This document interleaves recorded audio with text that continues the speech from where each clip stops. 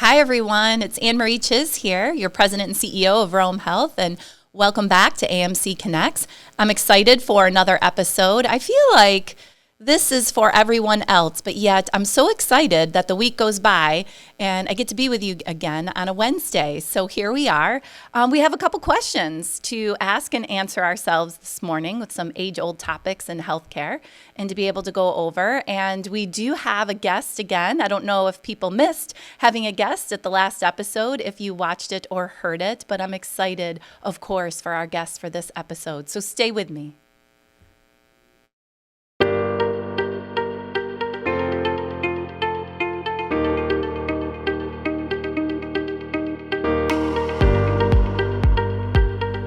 Welcome back, everyone. Thanks for staying here with me and staying tuned in. One question would be, Chuck, do we think Central New York is ever going to go above 5 degrees again in our lifetime? I have been a Central New Yorker my entire life. Love Central New York. It's beautiful. We love our 4 seasons. We welcome people into Central New York. We've had a lot of new people come into Central New York, and in the Mohawk Valley, welcome. I do want to reassure you, it's been probably a solid 10 years, although there's people who know trivia much better than me, that we've had a winter quite like this one. And so the question is, do we think that Central New York will ever get above 5 degrees again? Because it's absolutely frigid this morning. Definitely not. Not at all. Weigh in, friends. Don't forget the mailbag. We do love Central New York, and it will. I'm confident the sun will come up, and this season will pass again. But for those skiers, I don't even think people can ski or enjoy the outsides, even for those of us who love the cold and love Central New York at this time. It's just not possible. So be careful when the temperatures drop. I think I saw on the news last night that we got quite a cold front for a few days, and you can't be out longer than 30 minutes or frostbite will set in. So please be careful in all seriousness. But certainly, again, weigh in on, do we think it's going to get warm again in Central New York ever?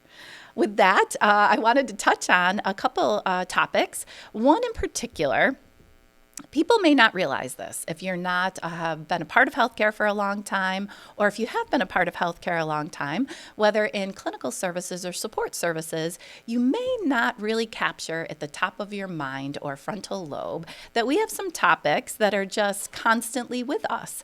I remember being a brand new leader in a formal leader role, and when I took on that role, I was so excited because I was overseeing a bunch of topics and departments and processes around improving patient care and patient care services. And I came to work one day and I was really overwhelmed but excited about a great opportunity to improve clinical documentation.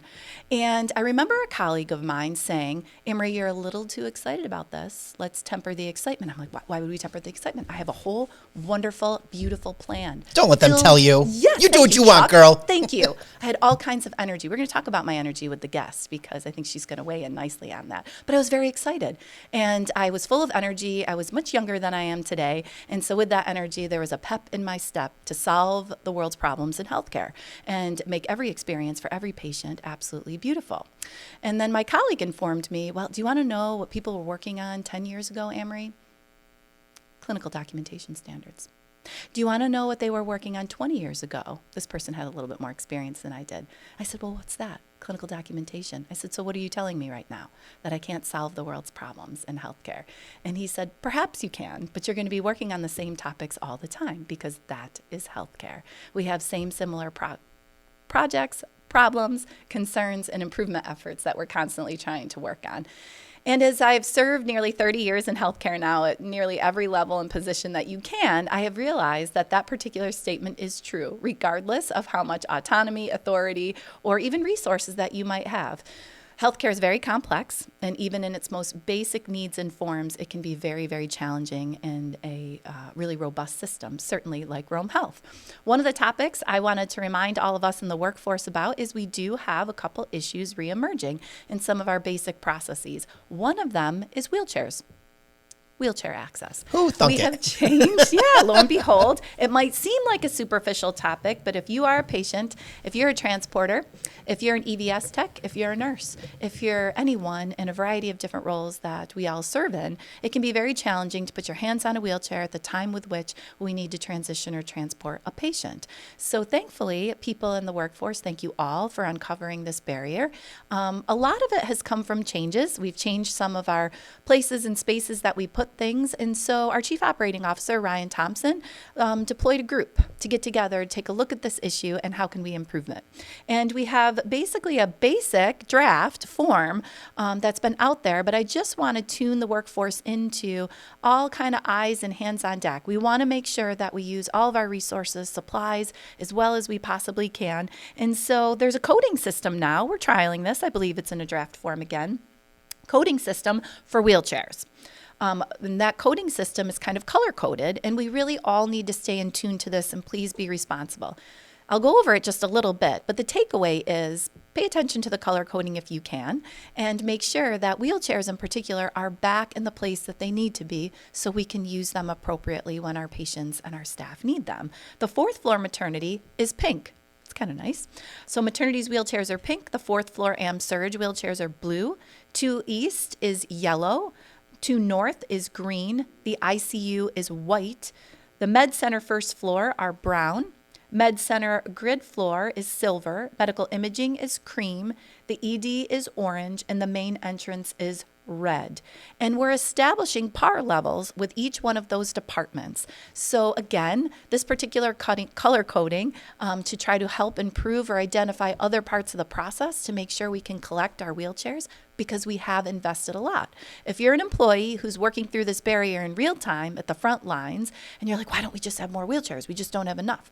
We think we have enough, but we think they're in places and spaces within the organization that we can't locate them in time for you to use them. So please pay attention to the color coding. It will be really important to be able to use the process for us to find out if this is going to be a process that works for us and helps improve things. So that's a topic, certainly, that the mailbag is open for. If you've got some bright ideas or different ideas, you can use the mailbag. You can contact Ryan Thompson, and we will be talking about and sharing who's going to be on that small team to just keep making sure this particular area we improve pretty rapidly. Okay. Please, again, pay attention and be on notice with that, and let us know any of your thoughts. Another topic, incredibly important to us. I think, Chuck, it was only a couple of episodes ago, we were spending time with Allison Danello. Great episode. If you haven't seen it, watch it. We talk to her. We get to know her and her unique role for the organization with coordinating our patient experience efforts and understanding about patient experience and what we want to focus on and what some of the leading practices. But I believe she said in that episode, she was pleased to report and talk about that parking was not a major barrier for our patients in our community. I know, right? Yeah. We are so excited. Excuse me. I think I even pulled out the pom-pom. I think so. Yeah. Since 2023, and we had some changes. That's right. Parking, rightfully so, has been a major challenge. Yeah. We spent a lot of time on that, navigated things, watched the way people lived and moved, and certainly tried to weave in this past summer with our opening of the main entrance, making sure that we had added parking as well as reconfigured it. And people had asked me a lot of questions about that because our entrances shifted and moved, and the community is still getting used to that. A lot of that has to do with safety and staffing and making sure that we can have a safe entrance point for people. Some people love it. Some people have shared with me there's still some challenges. But on rounds last week, I did hear from quite a few of you that parking is an issue again. Sorry, Allison. Sorry.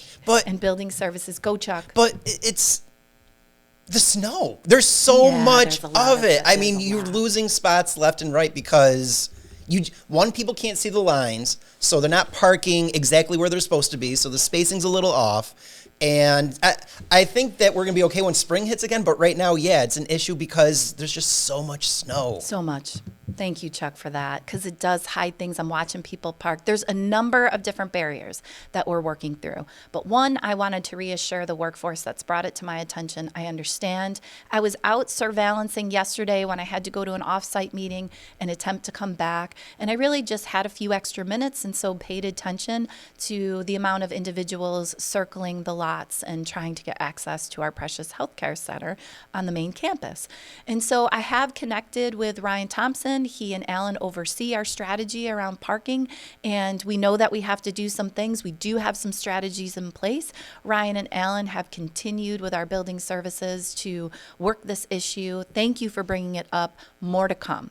We do have more spaces in the future planned, but we do have to navigate these winter months, as Chuck pointed out, with the snow a bit more decisively, even though there's been a lot of good work done.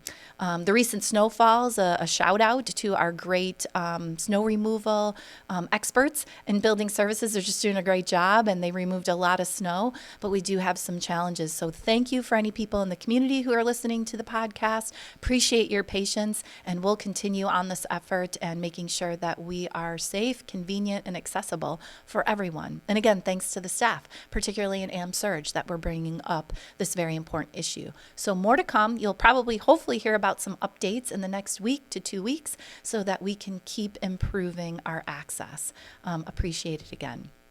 Also, a couple episodes ago, we did talk about a particular accolade. I think it was at year end, and then I revisited it one more time. But I thought it was really important to be able to do a little bit deeper dive on our maternity service line. So proud of this particular service line on many different levels. Just a state-of-the-art team delivering great care to our moms, our families, and of course our newborns.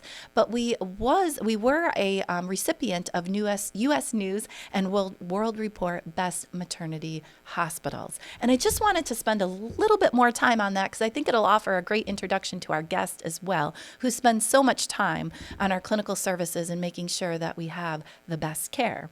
And this particular designation is not without a great deal of system and outcome measures for our patients and what our staff are able to accomplish. So one particular metric is our C-sections. Our C-section rates. To be able to be designated as a best maternity hospital, you have to pay attention to planned, unplanned C-section rates. And for us, we had excellence in maximizing avoidable C-sections for our moms, which we do know that although it's a wonderful experience to be able to have a baby and be in an exceptional service line to deliver that baby, there are risks in maternity services. And C-sections are one of those areas of focus that we know we pay attention to. Less than 23.6% of first-time lowest pregnancies at full term were delivered by C-section. While some C-sections are necessary operations, unnecessary C-sections should be avoided because, as I said, they can pose some risks to baby and mom. Severe newborn complications. Newborn complications on average in full-term newborns with normal birth weight and no pre-existing conditions, complications such as severe injury or severe infection are very rare here at Rome Health. Again, congratulations to the team. When we go to a leading practice like breastfeeding, 62.1% of babies were exclusively breastfed here at Rome Health without introducing anything else as possible. And as I talk to the team and connect with them, that's still an initiative to get even higher for our moms to feel comfortable with that.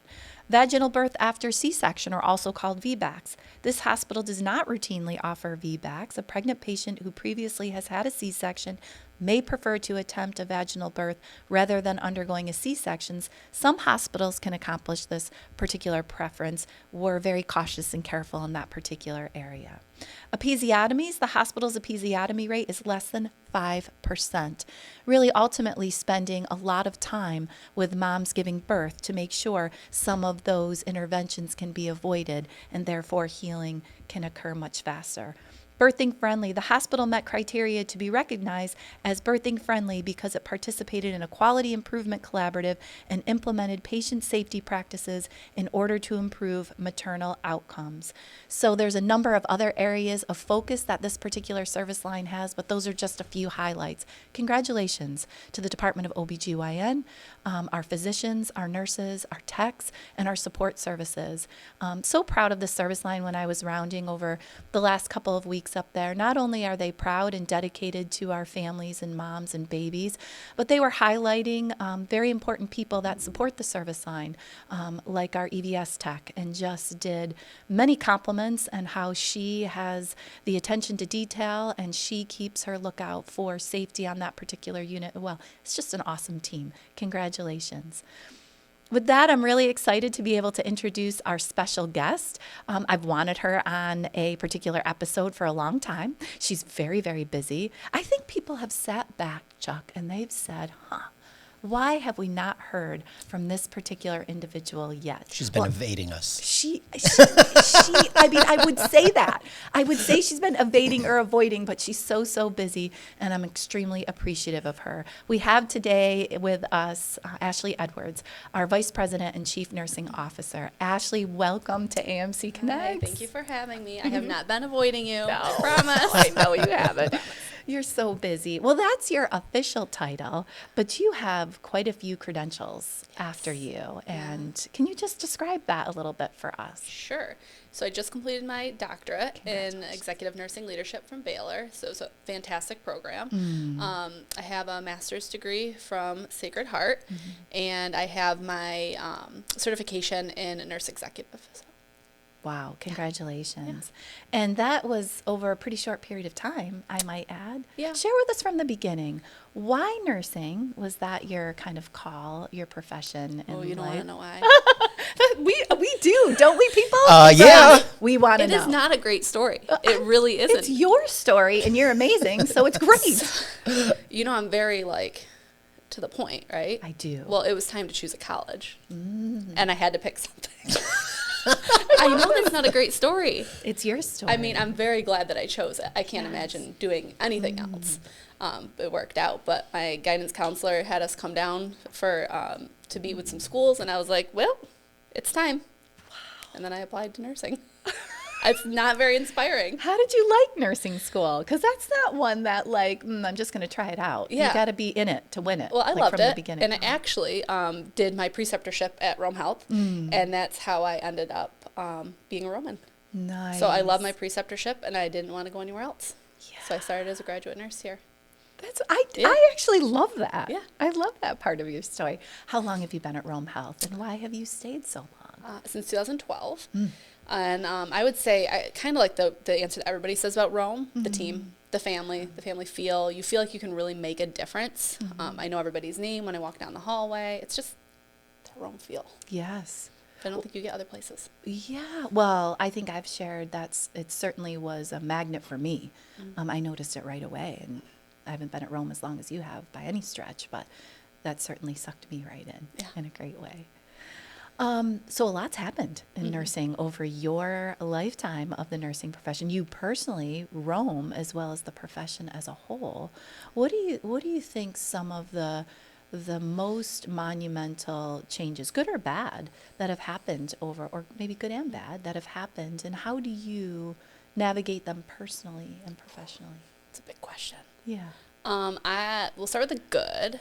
Because I think everything has a good twist. I think watching the nursing profession grow at Rome and being able to see them have so many more opportunities, offering certifications, bachelor's programs, the launch of professional development and professional governance has just been huge. It's been things that we never saw previously. So I think that's been really good. Seeing people be able to specialize and have more services, that's been great. Yeah. I don't really know if there's really anything bad. I mean, it's busy, Yeah. but I think that's also a good thing. Yeah. A lot of stress, good stress, Sure. but I don't think it's bad. Yeah, I'm so glad you brought up stress, because that's been an emerging part in the literature for hospitals, for healthcare. I think, I don't know that I have seen a particular profession within healthcare that's avoided some sort of information on how stress has led to either burnout or resiliency. And how do you think we've weathered that, or what are we doing to help promote burnout prevention and resiliency in our nurses? So I think that our Cabrini grant, recognizing that in the state of New York, this is a theme, not just for Rome Health. So they launched an initiative for some retention, and we were able to take advantage of that, which has been amazing. Our nurse coach has been huge to offer some debriefing to staff, either real time, on the spot, or planned. So that's been great. I think the launch of our virtual nursing program will help with some of the stress on the frontline staff on 2 East. So we've done some things like that. That's great. Yeah. The Cabrini grant. Tell us a little bit more about what's going on with that. Yeah. So Cabrini awarded us $5 million over 5 years. Super, super grateful. I did tell Cassie that I kind of felt like the walls were closing in when we got the grant. So I was like, oh my gosh, there's going to be so much work. I felt that. So Careful much work. what you wish for. Yeah. But the things that we're able to do, we never would have been able to experience at a community hospital without the funding to assist it. Things like virtual reality training for our staff, peri-op sim for our OR nurses, things that we never would have thought of. Virtual nursing.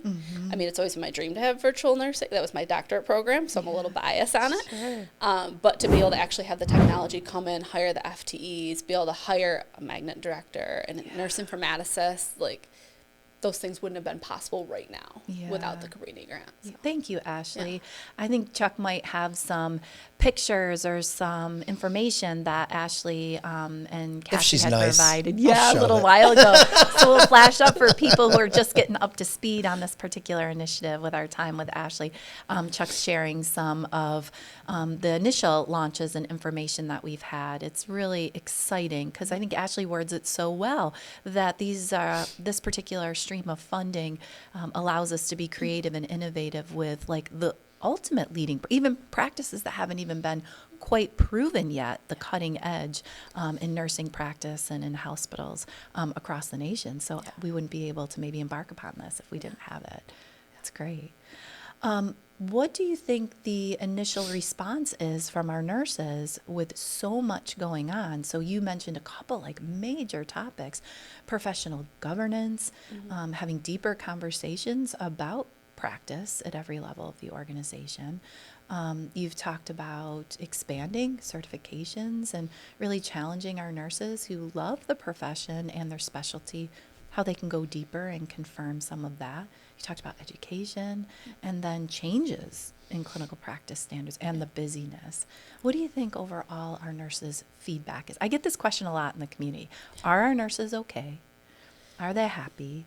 And how are they weathering all of this? Yeah, I would say if you just look at our retention rate, if you say that that is kind of the overall driving factor, it's cut by about 2/3 in the past 2 years. So if you're just looking at that as an answer, I would say that overall we're doing really well. I think when you talk to the nurses on a day-to-day basis, there's stress. But what I always say is, what do we need to do to make sure that when you leave at the end of the day, you want to come home, home to Rome. Come back the next day. What makes you want to come back? I love that, Ashley. Yeah, so making sure that they have the support and the tools. I think our leaders, our managers and directors are a huge, huge part of why our team is so successful and why they can get through those stressors every day and why they come back. Yeah. So I think without them, we'd be in a different place. Yeah, that's great. Can you think off the top of your head of when you've asked that question, what today can we do to make sure that you feel good coming back tomorrow? Can you recall an example of what our nurses share about that? Well, I ask this every time in orientation. That's like my leading question when I talk about the professional practice. So they always say resources, not just staffing resources, but tools. Is my equipment work? Yeah. Is my clinical documentation, you talked about that earlier. Is it efficient? Do I have to do 10,000 clicks to be able to get to where I need to be? Yes. Do I have supportive leadership? Do I feel heard? Do I have a voice? And then can I grow? Yeah. So, and it's always funny because I ask them and then I throw up on the next slide the evidence base and it always matches what they're saying. Isn't that awesome? Yeah. I mean, you think about it for a second, and I know I reference on the podcast as well as kind of daily life. Well, what's the literature saying about this? What are case studies? What are other industries talking about with these particular topics? It's really interesting how our human nature does match some of the great research that's out there and work. Great. What would you say in 2026 is our nurses and our clinical workforce greatest kind of challenge to work through? I think that preparing with standards of operating procedures and scope of practice and making sure that everything is streamlined is going to be huge. We've already started to do some of that work with AmSurg and PACU. Everybody kind of works really well in their bubble, but when we start to like take it out, when we start to involve other departments, what does it look like? How do we write it down? How do we break down barriers? Yeah. Because we kind of like, as nurses, get our head in the game and we do what we need to do for our patient in that time. Yep. But having the time to step back and really operationalize Right. how we're doing those most efficiently. That's Right. going to be our biggest 2026. Right. That's my goal. That's awesome, Ashley. Kudos to you and the team. I've been a part of a few of those meetings. I think I talked about it on last episode because I was just energized by it because it's a lot of hard work that you're embarking on with the team. Kudos to that. When I read high reliable organizations works, whether healthcare or other industries, they do tout that as an attribute, that there's systems and processes that are so standardized and they take every role into account. People sometimes think that, and maybe, I don't know your thought on this, but that when you have standard operating procedures that you're measuring and we're getting to 95 to 100% accuracy, that somehow that makes us feel like robots. I don't know what you think about that or if you've heard that. I've heard it. But what I've found is that the bit we get there, it actually enables more creativity because people aren't being bogged down with some of the issues associated with. Yeah.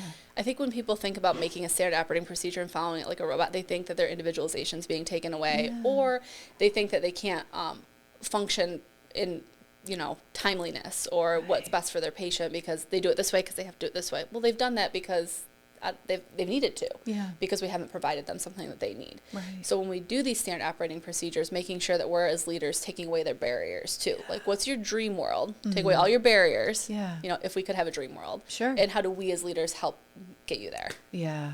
That's great. It's kind of lofty. But. It is. I mean, but we got to have that, right? We've got to have those lofty goals. Just pivoting a little bit, Ashley, there's been a lot of discussion and information in some recent bills that I was reading just this past week that are looking to be passed and are headed towards pass rates of some of the violence in healthcare that has emerged. And I think slowly over time, and then all of a sudden it's really been upon us. Yeah. How do you think our nurses and clinicians are doing with the violence on caregivers, and what can you share with us that we all need to be thinking about to support that? Yeah, it's really hard out there. And it's really hard for somebody who comes in to help people to have the violence on healthcare because all they want to do is help. Right. And it's very hard to put up that boundary and say, I'm not going to tolerate this. Yeah. Because they want help.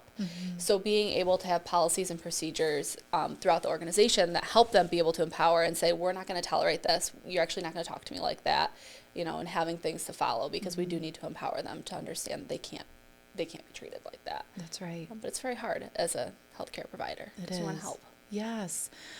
What's your opinion on that? There has been kind of that movement that healthcare providers, if they have been assaulted by patients in the community, that they can report that or press charges without having to go to another place. But they can do that right here. Yeah, I do think that's great. And that's a lot of what we've seen is we'll have patients who maybe assault nurses and they're not their best selves. And then we're asking the nurse to leave, go somewhere else. They have to put their personal address and their personal name down. Right. And then I don't want to do that. Right. And then it kind of defeats the purpose of the law. Yes. So I think the easier we can make it for these nurses to be able to stick up for themselves and have a stand, I think is best. Great. Thanks, Ashley.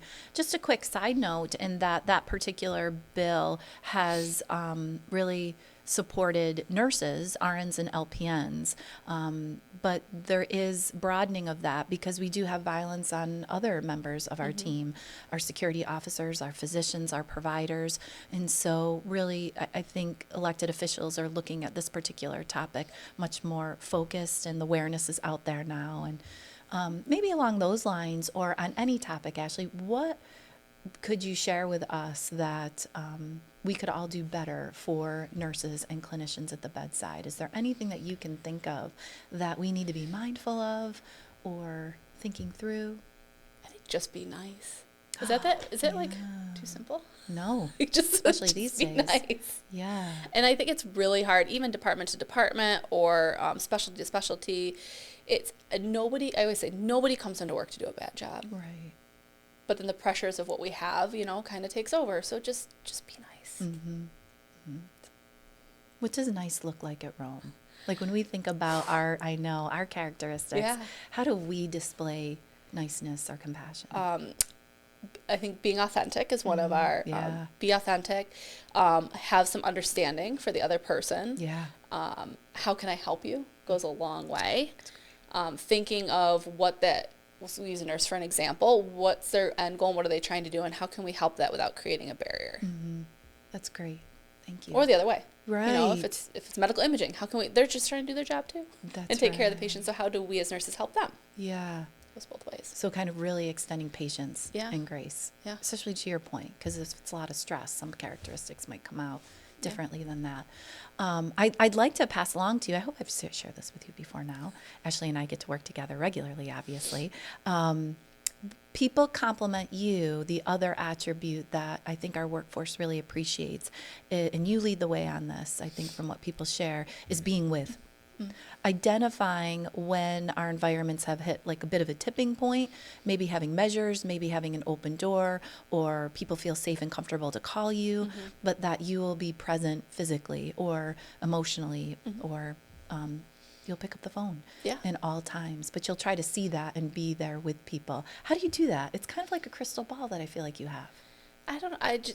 I'm never in my office. I don't know if you noticed that. That's the truth. I told Nancy, take my phone away.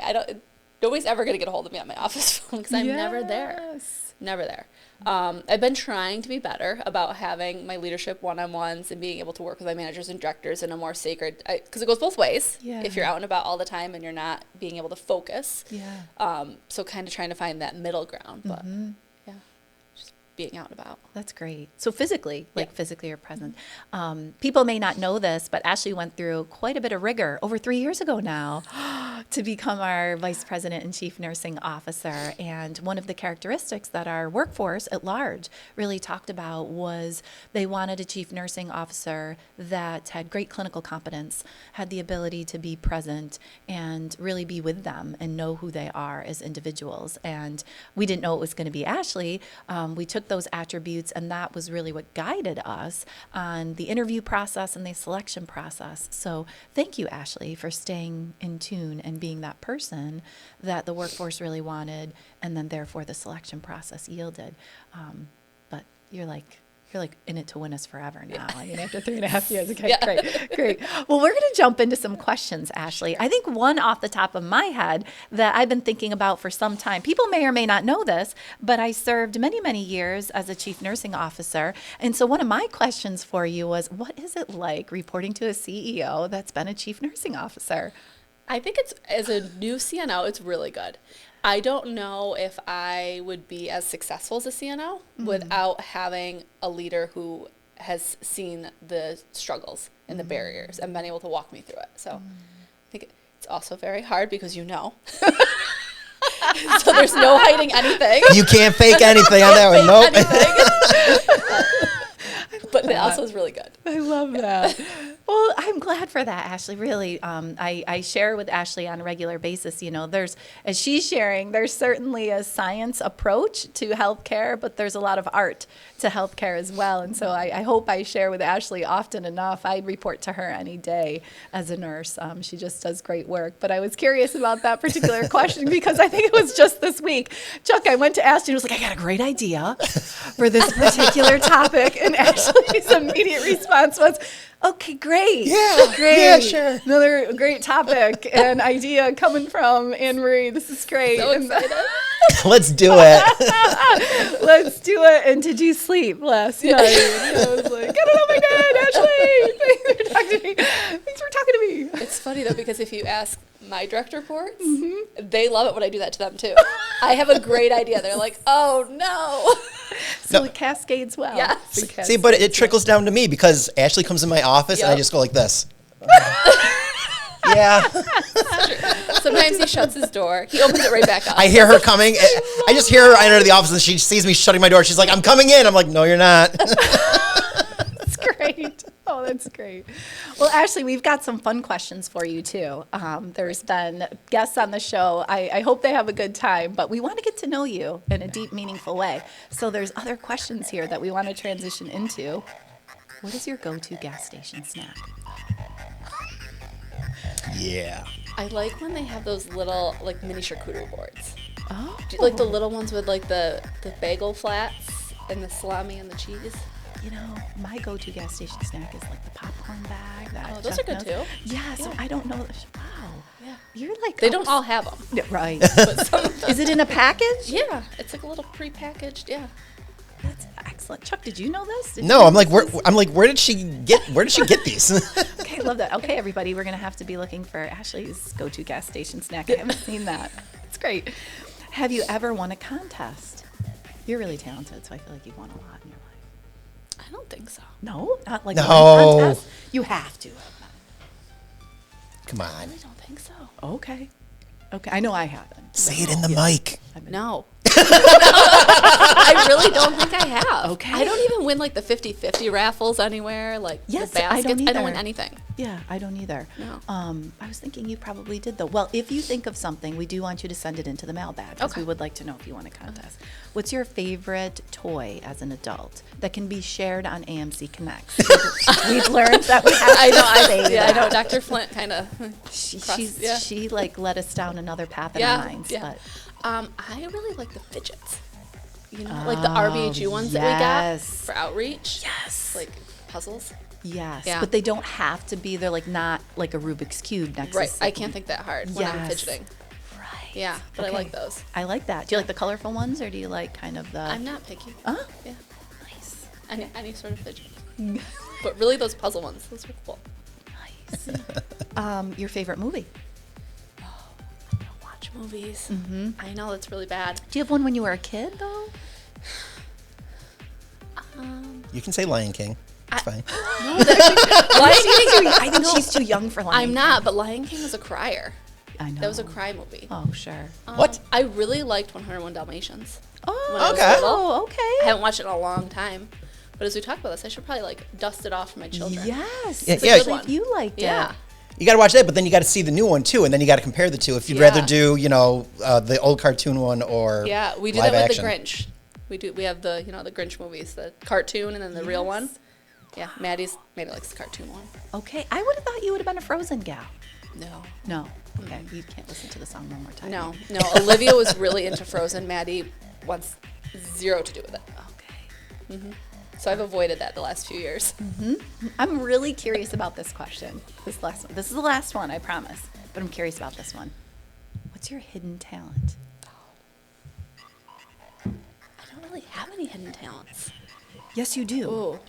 You just don't want to And if admit I 'em. know it, it's probably not really hidden, Right. but it's been a little bit brief. So I don't know if the audience at large knows your talents. I mean, I think I'm creative. Does that count? Is that what you were thinking? Yes. And how does your creativity show up, Ashley? Oh, well, again, my frontline team really loves this when I make them do projects and activities. And, we're going to have another breakfast or we're going to make a new t-shirt. I love So I think, is that where you were going? with? Yes. Because there's always some fun flair to it. Yeah. When I showed up one day and there was iced coffees Yeah, to we're celebrate. gonna have a coffee bar. They're like, "What do you mean?" I'm like, "We're gonna make iced coffee for the staff." They all thought I lost my mind, but people loved it. And maybe this isn't so hidden these days, but flowers. Oh yeah, yeah. Look at, why do I know these hidden talents Yeah. of yours that everybody else might Well, not? I worked at a flower shop for a long time, from like high school all through nursing school, and then I even worked there a little bit after I started nursing school. So yeah. Yes, I do like to make flower arrangements. Many gifts and talents. Yeah. But Ashley, you did a great job, and you're a great guest. So you are going to get a prize. Oh. You're going to get 2 of them. Okay. Because Chuck and I want to make sure that these really continue to get out there. But Ashley gets. Heck yeah. Yes. And I stole your idea. And Yeah, I know. I was made going to say you got to put it on the other side. Yeah. What the heck? Tell us a little bit more about that, Ashley. You can. Yeah. Because it's the greatest form of compliment Yeah. if you're stealing. And I copying. wanted to be cool and I wanted to have stickers like these. So when we launched our professional practice model, which our launch party is February 9th, we made stickers of the professional practice model. Oh yes. Yeah. It's beautiful. Yeah. Tell tell us what a professional practice model is and what it does for us. So the professional practice model is to help us guide our day, guide our lives as nurses. It has all of our attributes. It has the foundation of why we do what we do. So anytime we're questioning, does this project, does this policy, does this action, does it really embed what Rome Health nurses are, we can look to our professional practice model to see how we're guided. I love that. And our unit practice council developed it, so that's what's really cool. Yeah.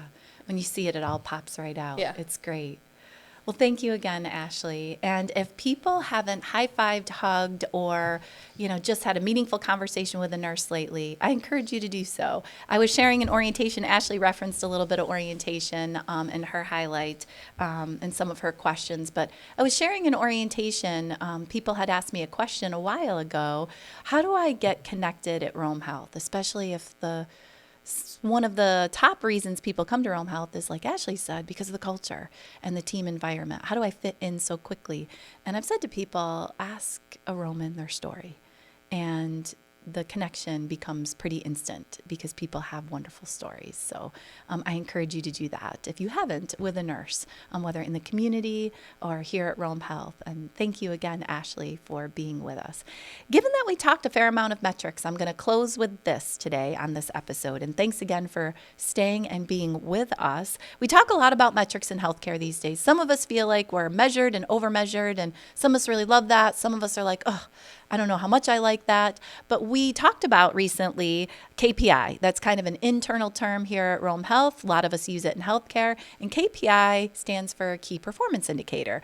That's what we've kind of defined it at and shortened it up. It's on our communication boards. Again, we talk about it a lot in healthcare. But there was recently a publication that kind of redefined the future of what KPI means. And so I thought I'd close with this today.